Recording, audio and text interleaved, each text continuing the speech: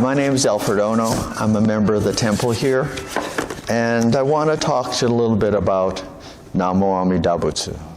How many times do we say it today? Lots. Say Namo Amida Butsu. Say it 3 times, say it 1 time, say it sitting, standing, kneeling, walking.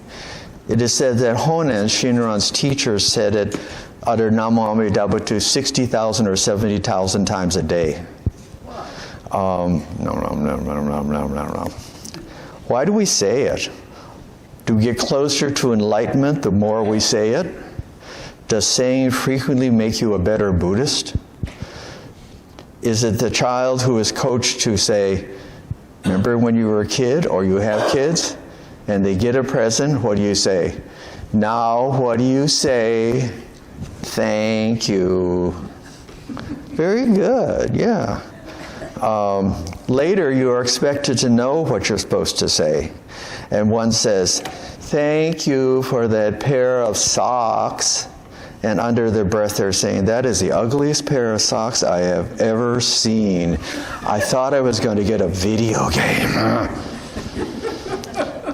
The most common interpretation of Namo Amida Butsu is thank you to Amida Buddha for giving us the 48 vows describing the Pure Land and the promise of rebirth in the Pure Land and the gift of enlightenment. Especially important are the 18th and 19th vows that Amida Buddha has given to us, the gift of enlightenment for everyone. You will receive this complete wisdom and compassion by being reborn in Pure Land after you die. Escape from the world of blind passion. This is other power enlightenment. Some say Namo Amida Butsu thinks I have arrived. I have come home to a truly settled state. Some say Namu represents the lost wandering self seeking a way to realize full potential. And Amida Butsu is the Amida Buddha showing compassion by calling all lost beings to itself. Shinran describes Namo Amida Butsu in the Tanisho. Tanisho is a book that is written by a follower that mostly scribes the words that Shinran has said. Shinran says in chapter 8, saying of Nenbutsu is neither a religious practice nor a good act. Since it is practiced without my calculation, it is a non-practice. Since it is also a good created by my calculation, it is a non-good. Since it is nothing but other power completely separated from self-power, it is neither a religious practice nor a good act on the part of the practitioner. Some sects of Buddhism believe in self-power, striving to attain enlightenment in this life by attachments to esoteric practices, purification of body organs, practicing and having superior religious capacity, and reaching enlightenment by perfecting meditation. The monks. The task of understanding the dynamics of reaching enlightenment can only be done, these are the same people again, by rigorous austerity and strict discipline. This is known as self-power. Shinran said, no way. He says that most people, and I, Shinran, cannot do this. It is impossible to attain enlightenment in this life because of blind passions and the 3 evils that humans fall victim to: ignorance, greed, and anger. However, some people feel that I'm a good Buddhist and I'm finding enlightenment by doing good. I work very hard at doing good by noble deeds of the moral or religious kind, and even mopping the floor in the temple. If I keep doing good, it will give me more wisdom and compassion. I know I am a good person because people say I do a good job, or you are so wonderful. But sometimes I get very frustrated because no one compliments me or shows me appreciation. Nobody shows me appreciation for mopping the floor. Moreover, some people even walk on the floor after I just mopped the floor. Don't those people know anything? That is blind passion under the guise of doing good. Once I talked to a person who said he did good things, but he did not need recognition. I just know I do good things. And I told him that was in a somewhat, and he became very argumentative when I said what he just said was a demonstration of blind passion or his ego. This is self-power. Even doing good, does the question always remain, is this good enough? Or how do I do the goodest good? Do I mop the floor more frequently? Do I pledge a larger amount to OBT? You can't do that. Do I say Namo Amida Butsu more frequently every day? On my deathbed, will somebody come up to me and say, too bad you didn't quite make it? Self-power. This is even said that it's easier for an evil person to find other power than for a good person. The evil person is open to finding a path, as opposed to the good person who is caught up in his goodness. In Jodo Shinshu, the primeval vow of Amida, it is said that all persons will attain enlightenment after they leave this world and the world of blind passion. It is said that one can know this by totally entrusting in that vow, by accepting this promise and empower from Amida. This is other power. It has been written, the empowerment frees us to openly acknowledge our limitations and imperfections, even our addictions and neuroses. Through the working of other power, we become ourselves truly to embrace our feelings without regrets, remorse, or feeling guilty. Because of this space and understanding provided by the writings of Shin Buddhists, abound with full emotions, joy, sadness, humor, sorrow, anger, foolishness, repentance, gratitude, and liberating for these lingering effects of our karmic past, we now move forward positively and creatively. How do you know that you've experienced this true entrusting? We say it feels it when you hear the Dharma. You cannot explain it, how to do it. You cannot explain how to study, analyze, or explain it in words. It is comprehended by the whole being that results in no separation between the person hearing and what is said in the Dharma. It is said that a picture is worth 1,000 words. To see an image or hear a piece of music, one can say, this brings me to a feeling in my body more than it is 1,000 words. I can feel it, but I can't explain it. How many of you had that experience? Yep. To somewhat just demonstrate this, if I can get this to work right, I would like to play portions of 3 musical pieces.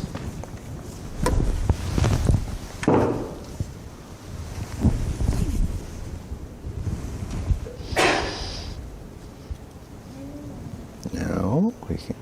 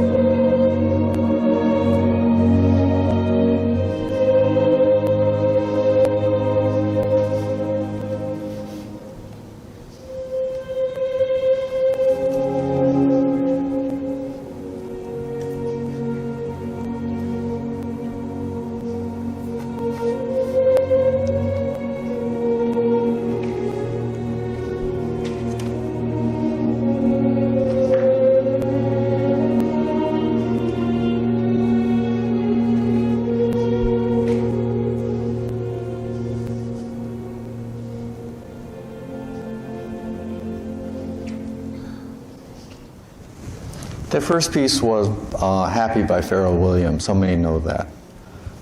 Yep. The second piece was Adagio for Strings by Samuel Barber, a American composer.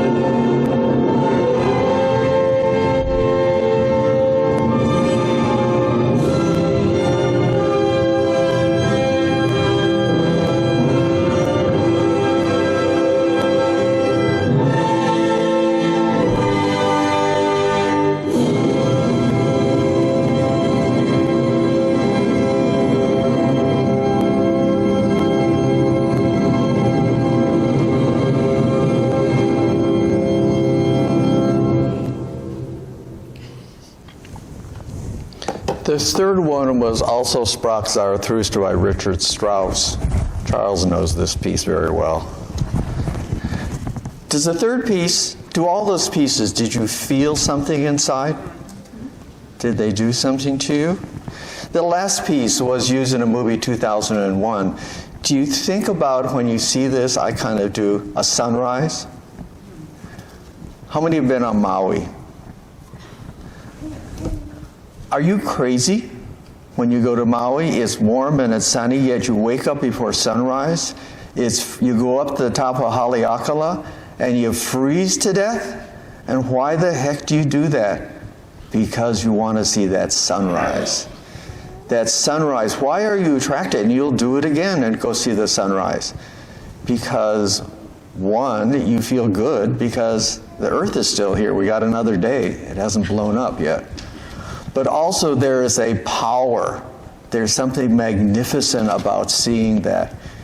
You can kind of describe it to people, but they say, what did you see up there? And you go, it was great.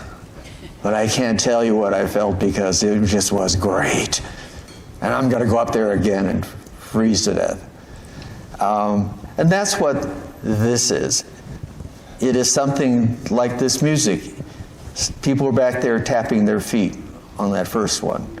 And yet, you can feel something in your gut. Do you feel something in your stomach? Were you the only one who felt this? Was that feeling unique to yourself? If asked how that sensation feels or how it happens, many of you say, I don't know, or I can't describe it, but I know it was there. The poet T.S. Eliot once wrote, music is heard so deeply, it is not heard at all. And you hear the music while the music lasts. It is said that the sole practice of Jodo Shinshu is listening to the Dharma. Does the Dharma move you deeply like the music?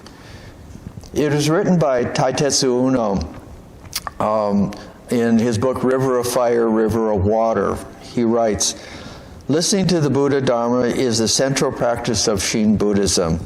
There is no other requirements, whether meditative practice, ethical precepts, or intellectual understanding. There are various degrees of listening, from half listening to total identification. Ultimately, the power of what is heard overcomes blind passions, and a new beginning incarnating the work of Dharma is born. The entire self becomes the music and not just one hears. On the other hand, some may say, I don't know what you're talking about because that particular piece does nothing for me. Maybe it just wasn't the right piece. It's like the Dharma. Some Dharma doesn't do it, and some kind of, wow. As Shinran says, the Dharma is just for him. Each one of us hears and feels a different sensation upon hearing a piece of music or hearing the teachings of the Dharma. Another example of the sensation of being grasped, never letting go, is the time of the delivery of a baby. How many of you had babies? A lot of you have babies. The mother and the baby have been creating a bond over the last several months of the pregnancy. I'm an obstetrician and I've seen this and people have told me about this. I'm feeling that baby move and I'm getting to know that baby. She knows how the baby moves, what foods, what are moods, what kind of activity does it, and even certain music on how it affects the baby. Some pregnant mothers actually go into an isolation mode, especially in the last few weeks of pregnancy, where it's kind of, I'm not telling anybody what's going on. I just know it and the baby knows it. It's just you and me, baby. When the baby comes out or is born, there's an amazing reaction from the mother. Some shout, some cry, some are silent with awe. They all ask, is the baby all right? And as soon as they hear the baby cry and see the baby, they stretch out their arms and say, give me that baby. They put the baby on their warm skin and an amazing connection is finalized. She sees the person that she's been interacting for all those months, and there's a great relief and excitement that all is well. This is why, as an obstetrician, we also now want fathers in the delivery room. For a while, it's kind of like, okay, Dad, you go out there and sit and smoke a cigar, and we'll call you, and you can see the baby after it's born. It is important, we want the fathers to observe, and to a lesser degree, to have that experience of the baby emerging. That feeling of relief that everything is okay. The total acceptance of this amazing phenomenon. And then the parents accept their baby and never letting go. Again, Reverend Uno writes, the Nenbutsu is not a mindless phrase, but a grand affirmation of life in which we discover that both living and dying contain infinite significance. In such an appreciation, we gain new strength and courage to live each moment fully and gratefully, extend compassion to all living beings. These are brief examples of trying to exemplify what occurs when one responds to the calling of Amida Buddha to come as you are. In our limited, finite selves, we find security in limitless compassion of Amida Buddha. Through the vow, we will find enlightenment when we leave the world of blind passion. By knowing this and accepting this primal vow, we can live the rest of our lives in happiness and fullness, knowing that after we die, we'll be taken into the Pure Land without fail, without doubt. This is other power. We are not concerned that at the last moment of our lives, did I do enough? Did I do the right things? What's going to happen to me now? This is why we say Namo Amida Butsu one time or 70,000 times. Namo Amida Butsu says, I have arrived. I have come home. Just close with Namo Amida Butsu. Namo Amida Butsu. Namo Amida Butsu. Thank you very much.